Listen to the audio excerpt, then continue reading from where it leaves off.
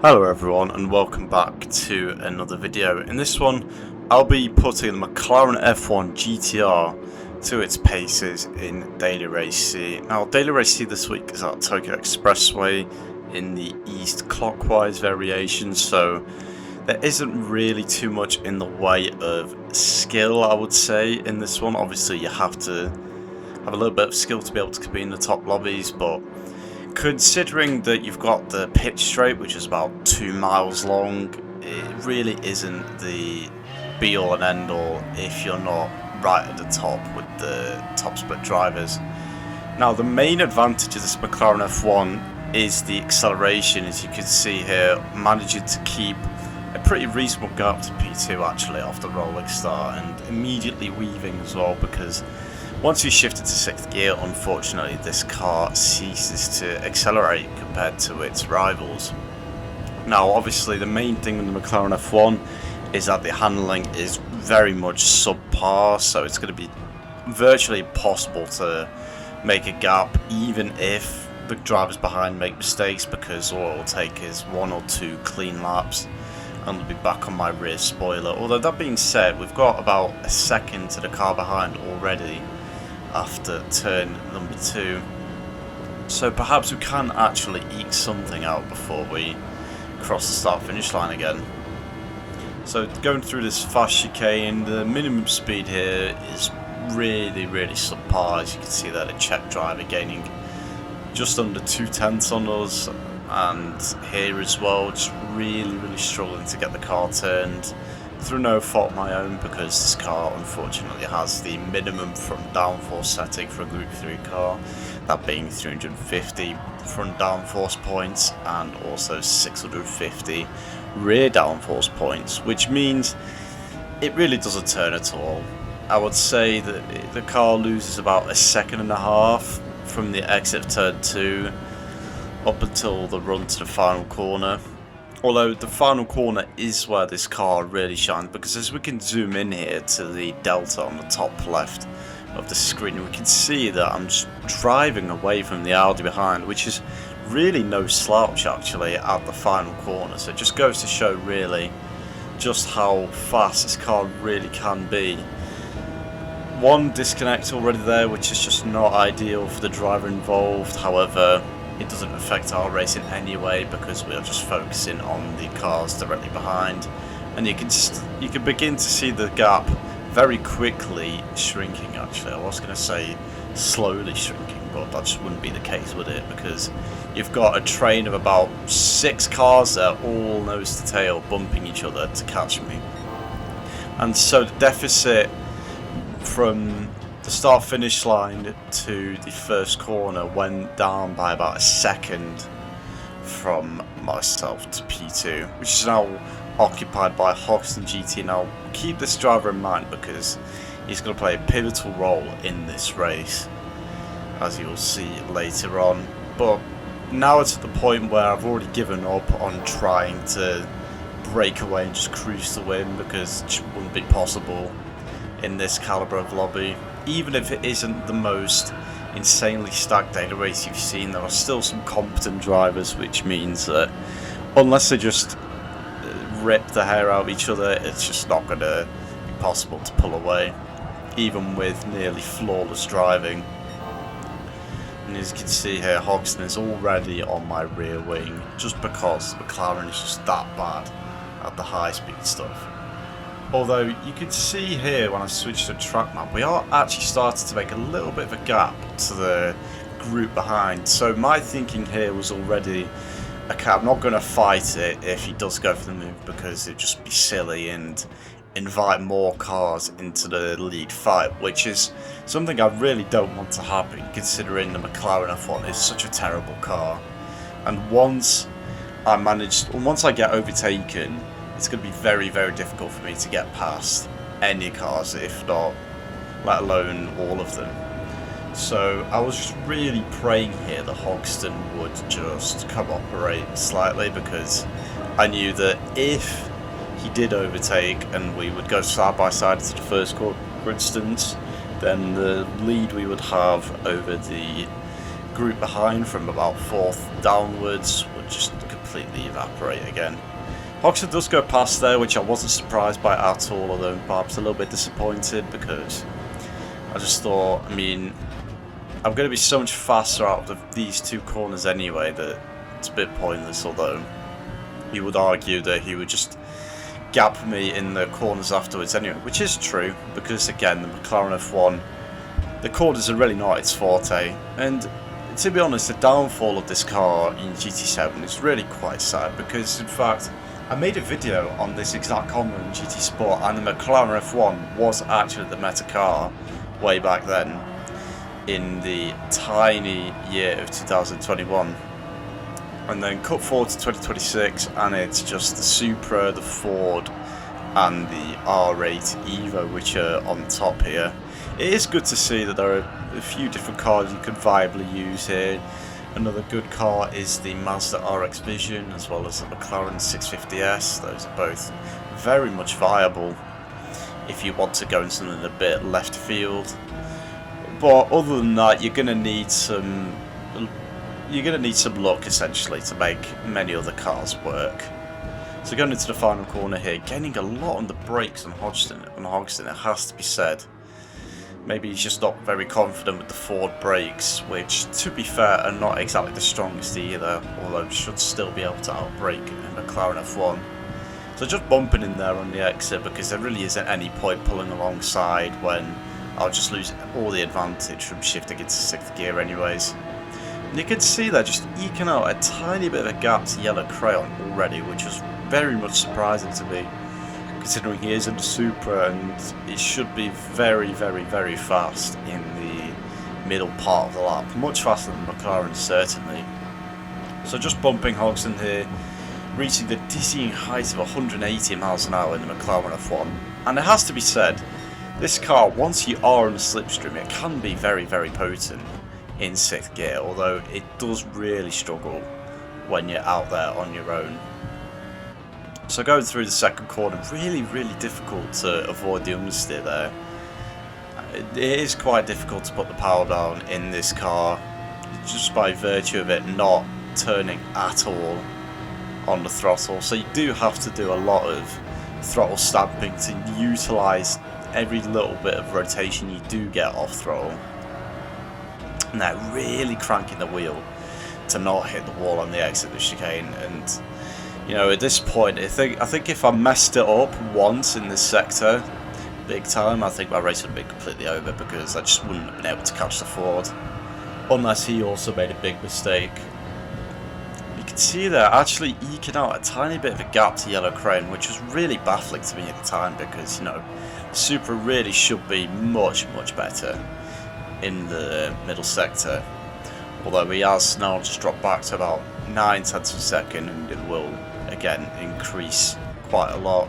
You can see there on the track map though, actually, that the gap was actually quite big to the cars behind, which, you know, is very much interesting, because all it will take really is just a couple of laps of coordination and they should theoretically catch us three at the front pack. Well, I say us three, Yellow Crayon is now dropping off the back of us ever so slightly.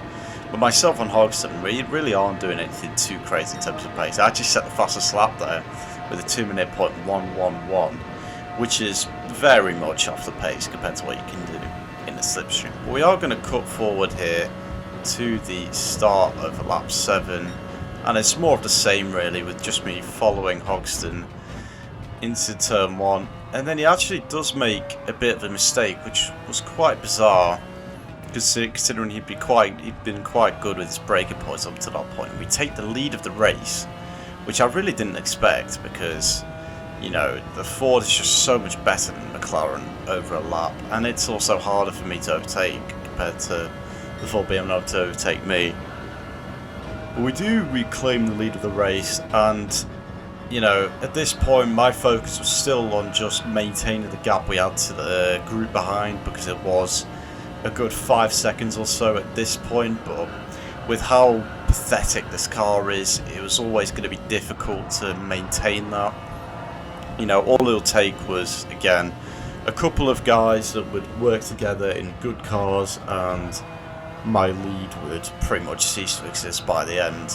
Well, that doesn't really seem to be happening, as the fastest lap is still only a 2-minute point 0, set by Sally in P8. So evidently, the guys at the front of the pack are not really doing too well in terms of getting their head down and using the bump draft to catch up to myself and Hogston. Coming out of the final corner again, just ridiculously good. McLaren's second gear out of there, still gapping Hogston, even as we go into 5th gear, where the Ford should start to gain a little bit more ground compared to McLaren. But still, we are managing to actually be in a very good position to win the race here, which I really couldn't believe at the time, because, you know, the McLaren is just absolutely dreadful. I mean, in a previous race I did, the best lap I could do on my own was a low 2:01 in the race, which was a good 1.4 seconds off what I managed in the Peugeot VGT in a race I did yesterday. So it just really goes to show that this car just has pretty much nothing going for it, aside from the fact that it is one of the coolest cars in Group 3, which is the main reason I wanted to win with it, because I couldn't remember the last time I had actually driven the McLaren F1 in a daily race, let alone won with it. We must have been, you know, looking back to GT Sport times, which is, you know, eons ago at this point.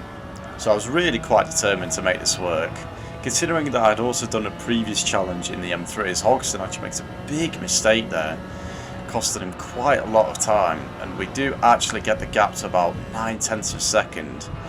And I was thinking at this point, can I actually pull a bit of a gap here to Hogston? Because I was praying that he got a penalty, which unfortunately didn't as we flicked back there.